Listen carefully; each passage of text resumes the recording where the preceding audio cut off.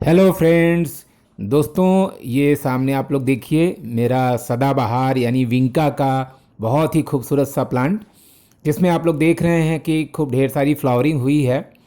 तो दोस्तों, ये एक बहुत हार्डी प्लांट होता है और बहुत ही विपरीत परिस्थितियों में ये अपने को सरवाइव कर लेता है।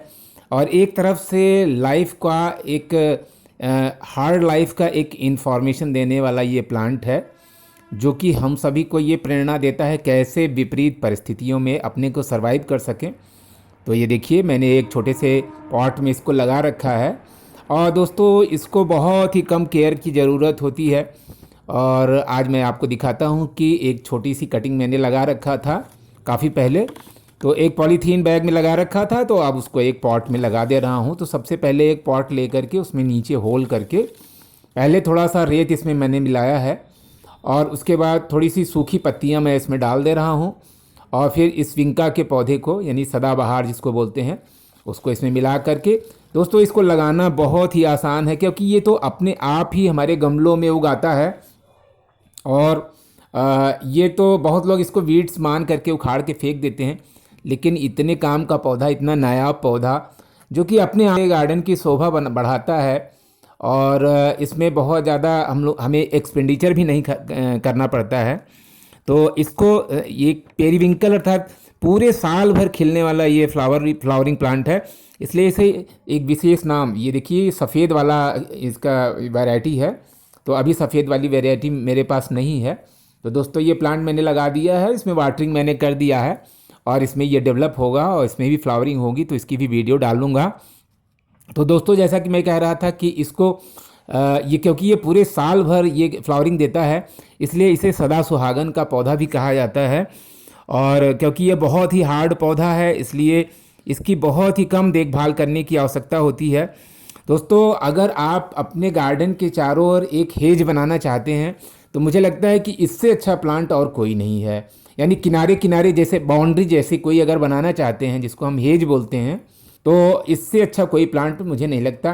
क्योंकि अगर आप इसकी बाउंड्री बना देंगे तो ये अपने आप, इसकी बाउंड्री ही अपने आप में एक बहुत ही खूबसूरत होगी। तो दोस्तों, क्योंकि ये बहुत ही लंबे समय तक चलने वाला प्लांट माना जाता है और चलता भी है, और एक बार अगर आप अपने गार्डन में इसको लगा लेते हैं तो हमारे गार्डन में ये कभी भी ख़त्म नहीं होता है। तो आइए सबसे पहले इसके गुणों के बारे में बात कर लेते हैं। दोस्तों, ये बहुत ही गजब का आयुर्वेदिक प्लांट है, और लोग इसकी थोड़ा सा क्योंकि ये अपने आप ही डेवलप होता है, इसलिए इसकी केयर कम करते हैं, ध्यान नहीं देते हैं इसके ऊपर। वरना ये हमारे सीधे हमारे स्वास्थ्य से जुड़ा हुआ ये प्लांट है, और वह बहुत ही नायाब पौधा है। दोस्तों, सदाबहार के जो फूल होते हैं वो कई बीमारियों को दूर करने में सक्षम होते हैं, और ये एक ऐसा पौधा है जो आयुर्वेदिक औषधि का सबसे बड़ा स्रोत है। विशेष रूप से महिलाओं के लिए तो ये पौधा किसी वरदान से कम नहीं है, क्योंकि ये पौधा उन्हें कई बीमारियों से छुटकारा दिला सकता है। सदाबहार या विंका का पौधा हाई ब्लड प्रेशर और मधुमेह के मरीजों के लिए एक वरदान स्वरूप है, और उसमें बहुत ही लाभकारी है। ख़ासतौर से अगर किसी को डायबिटीज़ हुआ है या नहीं हुआ है, और थोड़ा उन्हें संदेह है कि कुछ ऐसी प्रॉब्लम हो सकती है, तो आप तुरंत जो है इसके पत्तियों और इसकी जड़ों और इसके फूलों का उपयोग करना शुरू कर दें। जानकारों के मुताबिक तो सदाबहार के पौधे की जड़ में अजमलसिने नाम का एक एल्कलॉइड पाया जाता है, जो हाई बीपी को नियंत्रित करने में बहुत ही सहायक होता है। और डायबिटीज़ में तो ये प्रमाणित औषधि है। वैद्यों के अनुसार इसमें 2 पत्तियां और एक फूल अगर खाली पेट खूब चबा चबा के खाया जाए तो डायबिटीज़ होने की संभावना 0 हो जाती है। इसमें पाए जाने वाले जो एल्कलॉइड होते हैं वो पैंक्रियाज की जो बीटा सेल्स होते हैं उनको काफ़ी मजबूत करते हैं, जिससे शरीर में इंसुलिन की सही मात्रा बनने लगती है। इसकी पत्तियों का रस निकाल करके भी पीना चाहिए, और इसकी जड़ों में भी बीपी को कंट्रोल करने का बहुत ही गजब का गुण होता है। एक्चुअल में क्या है कि आजकल अंग्रेजी दवाइयों पर लोग इतना ज़्यादा विश्वास करने लगे हैं कि अपने घरेलू जो हमारे घर में जो जड़ी बूटियां हैं उनकी तरफ लोग ध्यान ही नहीं देते हैं, वरना ये तो हमारे डेली रूटीन में शामिल होना चाहिए। दोस्तों, ये सदाबहार एंटी कार्सिनोजेनिक भी माना जाता है, यानी कैंसर को रोकने में अत्यधिक सक्षम है। और इसकी पत्तियों में विन्सकिंस्टिन और विब्लास्टिन नाम का एक एंजाइम जो पाया जाता है, वो कैंसर को रोकने में, यानी कैंसर को बढ़ते सेल को रोकने में बहुत ही मदद करता है। तो कैंसर के रोगियों को इसकी पत्तियों को की चटनी बना करके रेगुलर देने से मरीजों को बहुत ही फ़ायदा होता है। मित्रों, ये जो है खुजली या इसके बीज को दूर करने में भी अत्यधिक सहायक है।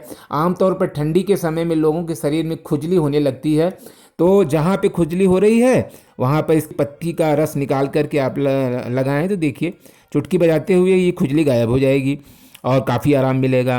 दोस्तों, ये कील मुहासे और त्वचा के रोगों में रामबाण है। कितने महंगे महंगे लोग क्रीम वगैरह खरीदते हैं अपने कील मुहासों को दूर करने के लिए, झाइयाँ हटाने के लिए। इसी फूल का अगर आप रस 5-6 फूलों का रस और 5-6 पत्तियों का रस निकाल करके मिक्स करके अगर आप थोड़ी सी हल्दी मिला करके उसमें अगर चेहरे पर लगाते हैं तो आप देखेंगे कि 2-4 दिन के अंदर ही आपके चेहरे से जो कील मुहासे, जो झाइयाँ वगैरह हैं, वो सब बिल्कुल गायब हो जाएंगी। ऐसा जो है आयुर्वेद में कहा गया है।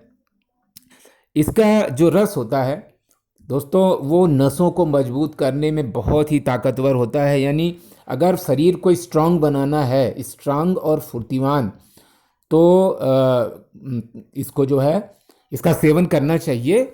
इसका जो रस होता है, यानी इसकी पत्तियों और फूलों का रस, एक बार मैं फिर आपको बता रहा हूँ कि इसकी पत्तियों और फूलों का जो रस होता है वो नसों को मजबूत करता है, यानी आपकी बॉडी की स्टेमिना को बढ़ा देता है। और काफ़ी जो है ये बहुत ही लाभप्रद है, स्त्रियों और पुरुषों दोनों के लिए काफ़ी लाभप्रद है।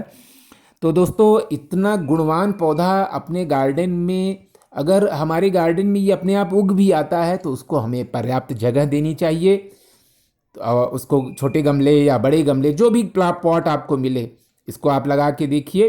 दोस्तों, ये पौधा जो है आमतौर पर इसको स्मशान चंपा भी कहा गया है।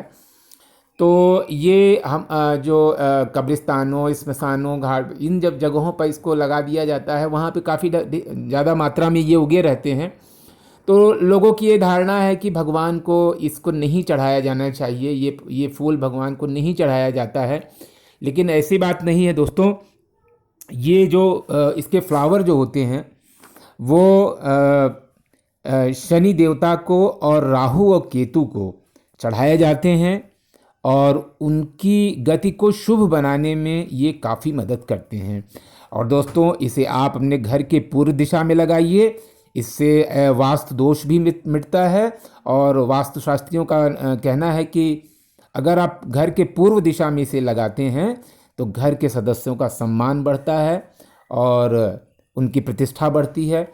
तो इस तरह का जो फ्लावर जो कि आसानी से उपलब्ध होने वाला, इसको कभी भी हल्के में नहीं लेना चाहिए और हमें इसको अपने गार्डन में पर्याप्त जगह देना चाहिए। जो भी गमला वगैरह मिले, खाली पॉट जो भी मिले, उसमें इसको लगाना चाहिए। उखाड़ करके फेंक देते हैं, बहुत से होते हैं। कई लोग सोचते हैं कि किसी भी गमले में अगर ये उग आएगा तो उस गमले की ताकत को खींचता रहेगा। तो चलिए ठीक है, मान लीजिए कि वो उस गमले में नहीं, तो आप उसको धीरे से निकाल करके किसी और गमले में भी लगा सकते हैं। दोस्तों, एक बार ये आपके गार्डन में आ जाता है तो इसके सीड्स की वजह से ढेर सारे विंका यानी सदाबहार के फ्लावर हमें मिल जाते हैं। तो ऐसे खूबसूरत प्लांट को हमें अपने गार्डन में ज़रूर लगाना चाहिए। तो दोस्तों, ये वीडियो कैसा रहा? अगर ये वीडियो आपको कुछ भी इन्फॉर्मेटिव लगा हो तो प्लीज़ आप इसको लाइक करिए और मेरे चैनल को सब्सक्राइब करिए और इस वीडियो को शेयर करें। तो दोस्तों, मिलते हैं ऐसे ही किसी अच्छे इन्फॉर्मेटिव वीडियो के साथ। तब तक के लिए happy gardening. Thanks for watching.